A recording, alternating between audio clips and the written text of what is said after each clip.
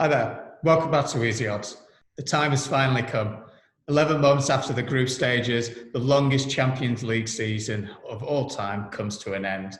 We have PSG and Bayern Munich battling out on Sunday evening at the Stadio de Luz in Lisbon, and the bookies currently make Bayern the favourites at 21 to 20 best price, while PSG you can find at 49 to 20. Make sure you click like and subscribe to Easy Odds for more great content from us. For the final time this Champions League restart, we are joined again by a man you may have seen in the BT Sport studios during the competition, ex-Manchester City and England international defender, Joleon Lescott. Welcome back, Joleon. How have you been? Yeah, I'm good, thanks. Enjoyed the last rounds, obviously. Disappointed in one of the results, but yeah, entertaining football, entertaining. It's been a cracking couple of days of football. And we know our finalists now. PSG will take on Bayern Munich on Sunday evening at the Stadio de Luz in Lisbon. PSG are in their first ever Champions League final, and while Bayern Munich looking for their sixth victory in the competition. I don't know about you, Joleon, but this feels like a special match we have on our hands here. I think this is the game, the matchup that everybody wanted to see. Some of the best players to play in the current era. Obviously, I'm a massive fan of Kylian Mbappe and the way Bayern are performing now, and even Neymar, obviously, in the last couple of rounds. It's going to be exciting tie. Difficult for both teams, but exciting to watch for the neutral. I think there's one thing that we're all expecting, and that's goals in this game. Well, you predicted PSG to win the entire tournament, but is this the final you anticipated 2 weeks ago before a ball was kicked? No, honestly. I predicted Man City to be in that final as well, and it seems strange to kind of select a team that they could potentially lose to, but Bayern haven't looked to take no prisoners since the restart. Obviously, demolished Barcelona and made light work of the other tie as well. So the way they played against Lyon, if they perform like that and start like that, especially against PSG, they could find themselves being a couple of goals down, leaving that much space to players. The pace of Neymar only kind of encourages them to run in behind, and with the pace he possesses, I don't think even Alphonso Davies could catch him with a head start. No, he was on fire overnight, and it was an absolute joy to watch. Well, now you've had a couple of days for that match to settle. Just how good were PSG?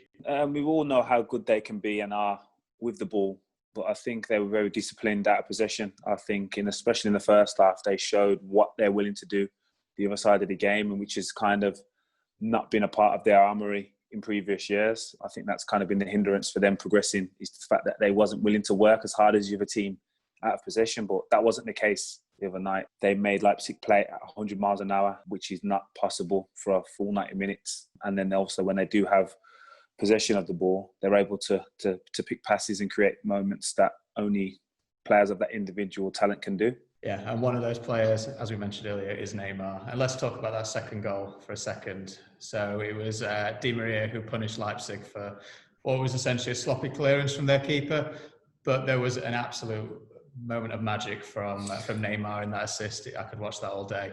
But does that kind of sum up PSG style? It's high pressing, but there's that sprinkle of kind of magic in there. I think it sums up their current style. It hasn't before. Again, out of possession, they haven't been doing that. Now that Neymar's took that upon himself to kind of work equally as hard out of possession, I think it encourages everyone else to do the same, because you know at any given moment he can produce a moment like that. Again, that's as great as that was. Does it surprise anyone that he did that? Not me necessarily, because he consistently done that, and I'm sure given any opportunity to showcase his ability in the final, he will do so. Well, I think we need to touch on whether they have any weaknesses at all, to be fair. I mean, can we read into anything about the fact that in the route to the final, they've played Atalanta and they were missing probably their key man, Joseph Illich. They played RB Leipzig in the semi-final. They were missing Timo Werner. We know that Bayern Munich are going to play out their strongest 11 regardless, and it's a formidable team. I mean, is there anything that we can potentially read into it?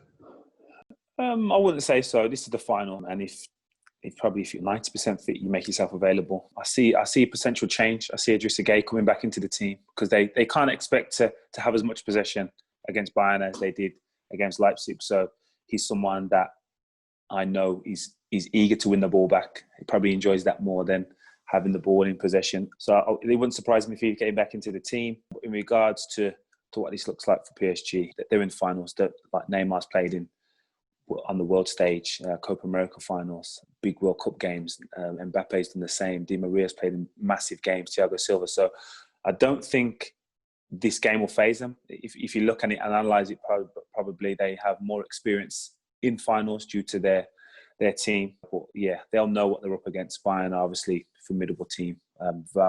Very well organised and drilled team in what they do. But I do see the flaws. I do see the flaw in that high line. Again, Leon got in behind them numerous times and wasn't able to capitalise. Barcelona did the same and it's similar outcomes, but you cannot leave that much space to some of the best players in the world in their positions. So do you think Bayern will actually make that change then? Do you think it'll just be something that is like, it's worked for the last 2 games, who cares, we will outscore? I think they have the mindset about scoring teams, and they should have that because they're able to score 3 or 4. I think it's averaging 3 goals a game over the last 20 games, which is a ridiculous stat. That doesn't happen, especially in a league like Germany. And obviously there's Champions League games in there. Do I think they would tweak it? Yeah, I expect him to. The coach is obviously very well experienced. So for him to go into the game and just say, play the way we've been playing and that'll be enough, would be naive, even if they did win with that outcome. Top coaches and professionals know that they have to adapt certain things and tweak certain styles to fit the team they're playing against. I still think they'll take the same approach because it's worked, but there will be tweaks in regards to the line. One area where they don't have to tweak is obviously scoring goals. They've scored 15 goals in their last 3 Champions League games, and you alluded to it, averaging 3 goals a game. And everyone chips in as well. It's not one man, who's just kind of dominating in that area. And against Lyon, it was Serge Gnabry who was the star. He scored twice. He was a £5 million signing from Arsenal, and Tony Pulis will be haunted by his comments made by him a few years ago when he was at West Brom. But with that first goal against Lyon, you'd be forgiven if you thought that was Ian Robben still playing. Yeah, of course. And I was at West Brom when Serge Gnabry was there, so I was aware of the reasons behind him not playing. And it's funny how you mentioned that, because I see Tony Pulis taking a lot of credit for Adama Traore now, but he doesn't seem to kind of want to speak about that player, Serge Gnabry. But in regards to his ability, it was there for everyone to see. He just needed a platform to showcase it on, and obviously went back to Germany, did that, and now Bayern Munich are reaping the rewards for that. He's exceptional talent, both-footed.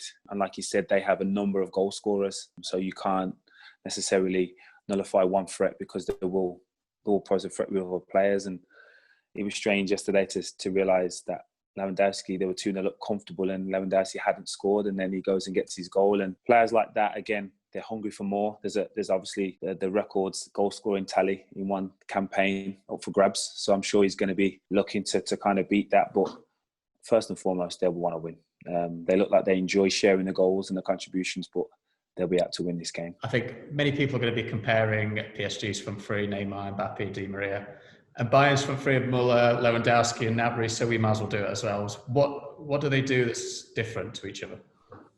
Obviously, the formation's obviously slightly different. Neymar plays in a deeper role, plays probably a false 9. Doesn't want to play up against centre-halves, which that's not his strength. He wants to play in the holes, in the pockets, and then obviously, given that one of the centre-backs would have to come out and close him down, it just leaves more space for the runners. And again, like we touched on, if that is Mbappe, you don't get the chance to recover when he's running in behind. Lewandowski will do a lot more work in regards to hold-up play and bringing people in. But they're both exceptional at what they do and their styles, and the wingers obviously contribute to every goal. I think whether it is an actual goal or an assist, they're always involved in the build-up or winning the ball back up the pitch. And again, that's something that goes unnoticed because they have so much talent and ability in possession. They're quite something. But let's look at what the bookies make of this. So they're saying that Bayern are the favourites at 21-20, while PSG are 49-20 underdogs. I mean, there's not really much in it. And I don't think, many people are kind of favouring one team or the other. But would you agree that Bayern go into this as the favourite? Yeah, I would say Bayern go in the favourites due to the way they've conducted their business since the restart and the goals they've scored.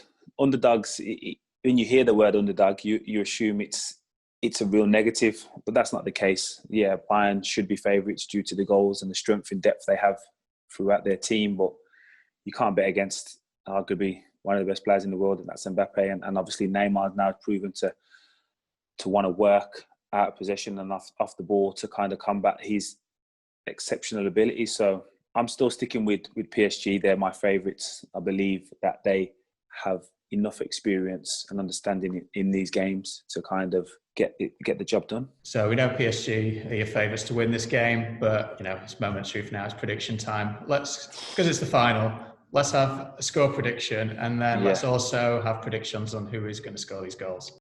Oof. I'm going to say PSG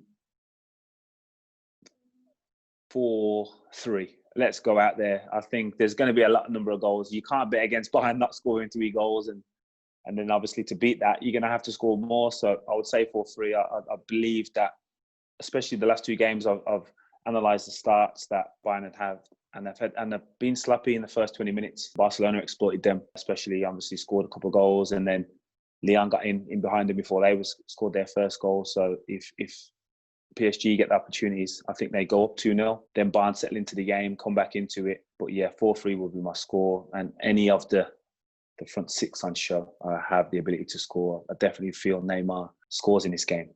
He's been close in the previous 2 games, but I think this game was kind of made for him now. I think he deserves to be the shining light due to his contribution in the last 2 games. So I would say Neymar down on the score sheet as well. Well, if it's 4-3, we're in for an absolute classic match. We might as well go out with a bang. So yeah, 4-3. And if you're betting on it as well, you're going to get some absolutely huge odds. So why not? Neymar, this seems like his time to shine. He's missed plenty of opportunities so far. So I think you might be right. Maybe a man of a match. Maybe that's something worth betting on as well. Thank you very much, Joleon. Thank you for joining us, and it's been an absolute pleasure.